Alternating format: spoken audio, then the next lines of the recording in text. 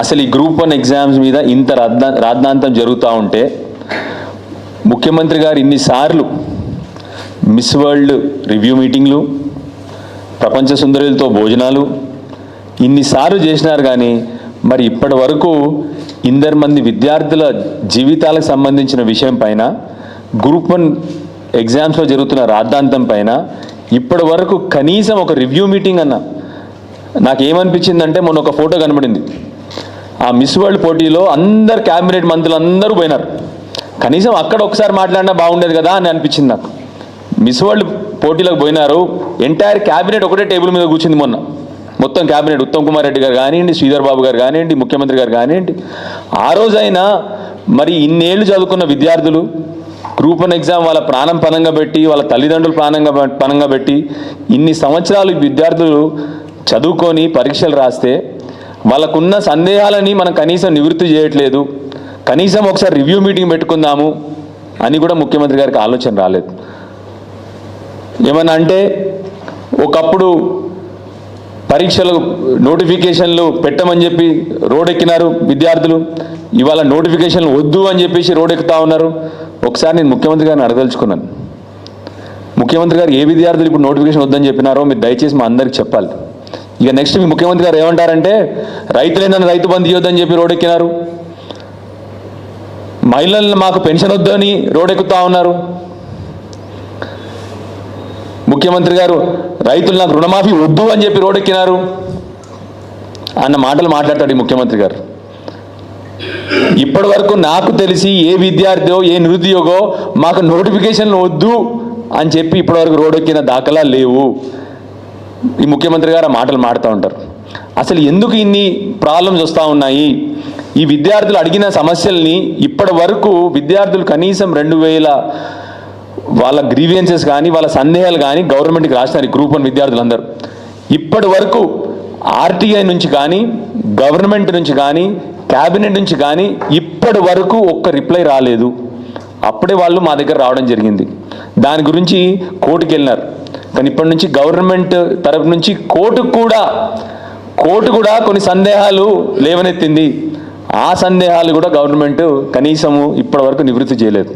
ఫస్ట్గా చిన్నగా మీ అందరు ఇక్కడ ప్రెస్ మిత్రులు ఉన్నారు కాబట్టి మీకే చెప్తా ఉన్నాను. ఫస్ట్ మీరు కూడా దయచేసి దీని గురించి అడగాలి. మీరు కూడా ప్రిలిమ్స్కి మెయిన్స్కి మామూలుగా అంటే సందేహం ఏంటంటే ఎడ్యుకేషన్ మినిస్టర్ లేడు.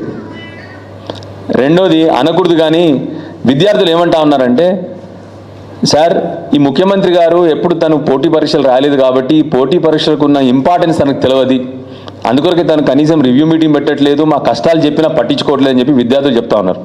సో దయచేసి ఎందుకు చెప్తా ఉన్నానంటే ముఖ్యమంత్రి గారికి విషయం తెలియాలి. ఒక పోటీ పరీక్ష అంటే మామూలు విషయం కాదు. వారికి పోటీ పరీక్ష అంటే విషయం తెలియదు వారు కానీ వారికి నాకు తెలిసి వారి కుటుంబంలో కూడా ఎవరు వాళ్ళ బ్రదర్స్ కానీ ఎవరు రాసినట్టు లేరు పోటీ పరీక్షలు. దానికి ఉండే ఇంపార్టెన్స్ తెలియదు. దానికి విద్యార్థులు ఎందుకు కష్టపడతా ఉన్నారండి? సింపుల్ ఒక డౌట్, ఫస్ట్ డౌట్, ఎందుకు మీరు ప్రిలిమ్స్ నుంచి మెయిన్స్కి హాల్ టికెట్ నెంబర్స్ మార్చినారు?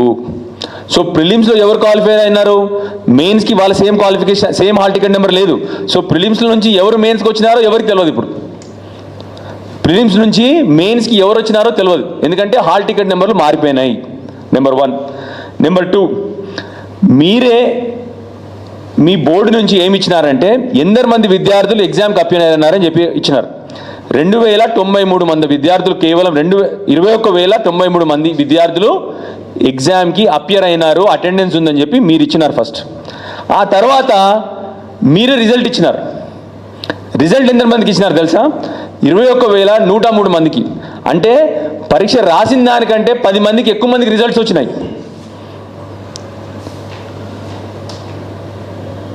ఇప్పుడు ఎట్లా ఉందంటే ఇక్కడ ప్రెస్ మీట్లో ముగ్గురం ఉన్నాము, 6 వచ్చి ప్రెస్ మీట్ రాసినట్టు ప్రెస్ మిత్రులు రాసినట్టు ఉంటుంది. ఇప్పుడు మీకు అర్థమైనా చెప్పింది. అక్కడ రాసిన పరీక్షలేమో 21,093 మంది రాస్తే రిజల్ట్ మాత్రం 21,103 మందికి రిజల్ట్ ఇచ్చినారు. ఇది సందేహం కాదా? అవునా కాదా? మరి డౌట్స్ ఉంటాయా లేదా దీని మీద? మీరు ఒకసారి మీరు అందరూ ఆలోచన చేయాలి. ఆ విద్యార్థులకు ఉన్న సందేహాలు ఇవి. మీరు ఇప్పటివరకు మీరు ఆ సందేహాలు కనీసం మీరు నివృత్తి చేసినారా? చేయలేదు. మూడోది, వాళ్ళు ఇచ్చిన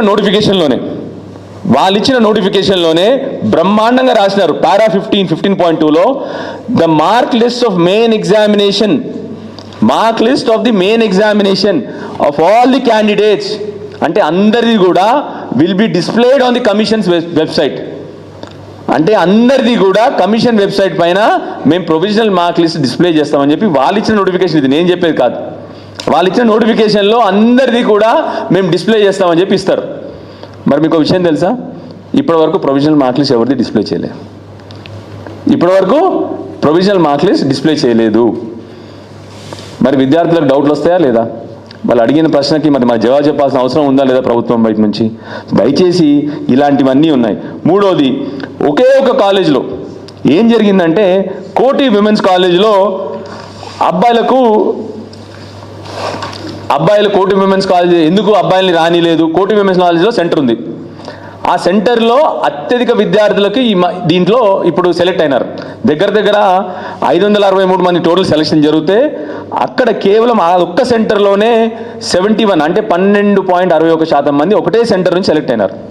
అక్కడ ఎవ్వరు అబ్బాయిలకి ఇవ్వలేదు.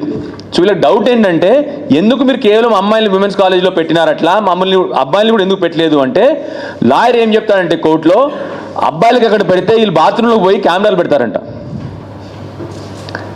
సో రేపు పొద్దున్న జర్నలిస్టులను కూడా కోటి విమెన్స్ కాలేజ్ రానిరండి మీ అందరినీ కూడా. మీకు అర్థమైనా చెప్పింది? అబ్బాయిలు అవుతే ఇంత ఘోరంగా అవమానమా? విద్యార్థుల్ని అవమానించే విధానం ఇదా? అబ్బాయిలకి ఎందుకు ఇవ్వలేదంటే కోర్టులో లాయర్ చెప్పిన మాటలు నా మాటలు కాదు. అబ్బాయిలకి అక్కడ ఇస్తే విమెన్స్ కాలేజ్లో అమ్మాయిల బాత్రూంలో పోయి అంటే వీళ్ళు కెమెరాలు పెడతారట. వీళ్ళు ఏది గ్రూప్ 1 ఎగ్జామ్ రాసే విద్యార్థులంట పోయి కెమెరాలు పెడతారు అక్కడ బాత్రూమ్స్లో, అమ్మాయిల బాత్రూంలో అని జవాబు ఇచ్చినారు వీళ్ళు కోర్టులో. ఇంత దారుణమైన ప్రభుత్వం ఇక్కడ ఉంటుందా అండి? ఇంత దారుణమైన ప్రభుత్వం, ఇంత దారుణమైన ఆలోచన ఉండే ప్రభుత్వం ఎక్కడ ఉంటుందా? యథా రాజా తదా ప్రజ. ఆయన అట్లానే ఉన్నాడు, ఆయన లాయర్ కూడా అట్లా జవాబిస్తూ ఉన్నారు ముఖ్యమంత్రి లాగా. మళ్ళీ ఇంకో విషయం చెప్పాలి దీన్ని ఇంట్రెస్టింగ్, అదే ప్రిలిమ్స్ ఎగ్జామ్లో అబ్బాయిలకి ఎక్కడ ఇచ్చారు? మరి ఇక నేను హాల్ టికెట్ సహా చెప్తున్నా, అదే ప్రిలిమ్స్లో అబ్బాయిలకి ఎక్కడ ఇచ్చారు?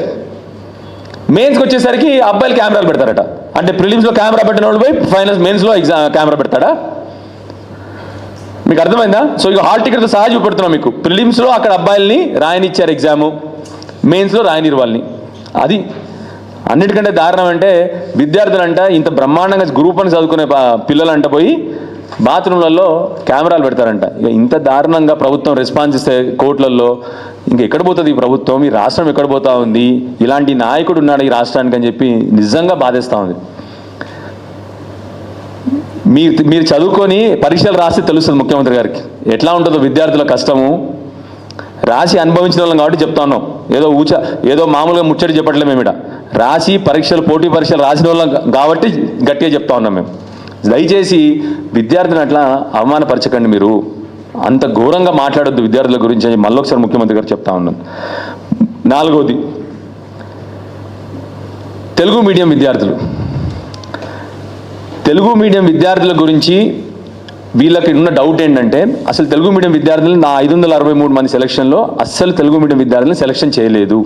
కనీసం 50 మంది కూడా సెలెక్ట్ అవ్వలేదంట. వీళ్ళకి వస్తున్న డౌట్ ఏంటంటే తెలుగు మీడియం విద్యార్థుల్ని కావాలని పక్కన పెట్టినరు. దానికి సంబంధించి కోర్టు కూడా అడిగింది గవర్నమెంట్ని, దయచేసి తెలుగు మీడియం విద్యార్థుల్ని ఎందరి మంది మీరు సెలెక్ట్ చేశారు అని చెప్పి మాకు ఇవ్వండి ఇన్ఫర్మేషన్. అంటే ఇప్పటి వరకు గవర్నమెంట్ కోర్టుకి సబ్మిట్ కూడా చేయలేదు. మరి అందరి డౌట్ కూడా ఉంటుందా లేదా? అంటే తెలుగు మీడియం విద్యార్థులు కాదా? తెలుగు మీడియంలో రాసిన విద్యార్థులు కాదా? సో దయచేసి దీని గురించి కూడా గవర్నమెంట్ ఆన్సర్ చెప్పాలి. అన్నిటికంటే ముఖ్యంగా ఆ ప్రశ్నలలో ఆ 900 మార్కుల్లో 150 మార్కులు కూడా తెలంగాణ ఉద్యమం గురించి ఉంటుంది. దేని గురించి? తెలంగాణ మూవ్మెంట్, తెలంగాణ ఉద్యమం గురించి 150 మార్కులు ఉంటాయి. వాళ్ళకి ఇంకొక డౌట్, సరే దాంట్లో పోవద్దులేండి, మనం రాజకీయాల్లో పోకుండా చెప్తాను. వాళ్ళ డౌట్ ఏంటంటే ముఖ్యమంత్రి గారికి తెలంగాణ ఉద్యమం గురించి తెలియదు కదా సార్, అందుకని మా మార్కులు అన్ని పోయినాయని చెప్పేసి వాళ్ళ డౌట్. విచిత్రం ఏమంటే తెలంగాణ ఉద్యమంలో పాల్గొని తెలంగాణ ఉద్యమం గురించి పుస్తకాలు రాసిన వాళ్ళకి ఇప్పుడు ఈ పరీక్షలో అందరికంటే తక్కువ మార్కులు వచ్చినాయంట. అర్థమైంది మీరు చెప్పింది మీకు? తెలంగాణ ఉద్యమంలో గురించి పుస్తకాలు రాసిన వాళ్ళు ఈ పరీక్ష రాసినారు. ఇప్పుడు గ్రూప్ 1 ఎగ్జామ్ తెలంగాణ ఉద్యమం గురించి పుస్తకాలు రాసినారంట వాళ్ళు. అలాంటి వాళ్ళు ఇప్పుడు రాస్తే వాళ్ళకి మార్కులు రాలేదు. అంటే ఎవరు కరెక్షన్ చేసినట్టు ఇప్పుడు? తెలంగాణ ఉద్యమం గురించి తెలియని వాళ్ళు తెలంగాణ ఉద్యమం గురించి కరెక్షన్ చేసినారు. అర్థమైంది కదా? తెలంగాణ ఉద్యమం గురించి అవగాహన లేనోళ్ళు, తెలంగాణ ఉద్యమం గురించి తెలియని వాళ్ళు రాసినారు, కరెక్షన్ చేసినారు. కాబట్టి ఎవరైతే తెలంగాణ ఉద్యమం గురించి పుస్తకాలు రాసినారో వాళ్ళకే మార్కులు రాలేదంటే మీరు ఒక్కసారి ఆలోచన చేయండి, ఎవరు కరెక్షన్ చేసినారు? మరి వాళ్ళ డౌట్లో నిజంగానే నిజాయితీ ఉంది కదా డౌట్లో. సో దయచేసి ఇలాంటివన్నీ ఆ విద్యార్థుల డౌట్స్ నివృత్తి చేయండి, మీరు వాళ్ళకున్న సందేహాలు నివృత్తి చేయండి. అనవసరంగా కేసులు, దీంట్లో ఎస్సీ ఎస్టీ అట్రాసిటీ కేసు పెట్టాల్సిన లీగాలిటీ ఏమైనా ఉందా దీంట్లో? కౌశిక్ రెడ్డి గారు అది కూడా నెల క్రితం మాట్లాడినారు. ఇది కేవలం రాజకీయ ప్రోద్బలంతో చేసిన కేసు అని చెప్పి క్లియర్గా అర్థమవుతోంది. మీరు చేయాల్సింది ఏంది ఇక్కడ? ఆ 563 ఏదైతే జాబ్స్ ఉన్నాయో 20,000 మంది ఎగ్జామ్ రాస్తే 21,000 మంది వాళ్ళకున్న సందేహాలు తీర్చండి అంటే ఇక్కడ దాని గురించి మాట్లాడితే కేసులు పెడతా ఉన్నారు. ఇప్పుడు నెక్స్ట్ మా మీద కూడా కేసు అవుతామని నాకు తెలుసు మాకు, కానీ మేము ప్రశ్నిస్తూనే ఉంటాం ప్రజల వైపు. కేసీఆర్ గారు మమ్మల్ని పంపించిందే ప్రజల వైపు నుంచి ప్రశ్నించాలని చెప్పి. తప్పకుండా మేము విద్యార్థుల పక్షాన నిల్చుంటాం, తప్పకుండా ప్రభుత్వాన్ని ప్రశ్నిస్తూనే ఉంటాము. 100కు 100% ఇంకా ఎక్కువ ప్రశ్నలు అడతాం. ఇప్పుడే మా వివేకన్న కూడా క్లియర్గా చెప్పినారు, మేము ఎందుకు ప్రశ్నించకూడదు? మీ క్యాబినెట్ మంత్రులే మీ మీద అలిగేషన్ చేస్తూ ఉన్నారు, మీ క్యాబినెట్ మంత్రులే మీ మీద అలిగేషన్ చేస్తూ ఉన్నారు. మా క్యాబినెట్ అంతా 20% కమిషన్ తీసుకుంటుందని చెప్పేసి. మేము కాదు కదా అంది అది, మరి మేము ప్రశ్నించొద్దా ఇప్పుడు దాని గురించి కూడా? ఇదే విషయం అసెంబ్లీలో మాట్లాడితే కాంట్రాక్టర్లు వచ్చి సెక్రటరియట్లో, అంటే మాకు తెలిసిన చరిత్రలో మా సీనియర్ కూడా చెప్పినారు, మాకు తెలిసిన చరిత్రలో ఎప్పుడు కూడా కాంట్రాక్టర్లు వచ్చి సెక్రటరియట్లో మీరు 20% కమిషన్ తీసుకుంటారని స్ట్రైక్ చేసిన రోజులు లేవంట ఇప్పటివరకు. మరి మేము ప్రశ్నించాలా వద్దా? ఇన్ని ప్రాబ్లం జరుగుతుంటే అపోజిషన్ ప్రశ్నించొద్దు, ప్రశ్నిస్తే మేము జైల్లో వేస్తాము, ప్రశ్నిస్తే అట్రాసిటీ యాక్ట్లు పెడతాము, కేసులు పెడతాము అంటే ఇది మంచి పద్ధతి కాదు. దయచేసి మళ్ళొకసారి నేను ప్రభుత్వాన్ని రిక్వెస్ట్ చేస్తూ ఉన్నాను, 1000 మంది విద్యార్థులకు సంబంధించిన విషయము, 1000 మంది కుటుంబాలకు సంబంధించిన విషయము, దయచేసి మేము అడిగిన డౌట్స్ అన్నీ కూడా, మేము అడిగిన సందేహాలన్నీ కూడా మా విద్యార్థులకు సంబంధించి నివృత్తి చేయండి. మళ్ళీ ఒకసారి మిమ్మల్ని రిక్వెస్ట్ చేసేది, అన్నీ కూడా పబ్లిక్ డొమైన్లో పెట్టండి. మీరు చెప్పిన విధంగానే పరీక్షల మార్కులు కూడా పబ్లిక్ డొమైన్లో పెట్టండి. మీరు ఇచ్చిన నోటిఫికేషన్లో, మేము అడగట్లేదు. And that is right. ఎప్పుడైనా పబ్లిక్ డొమైన్లో ఉండాలి కదా.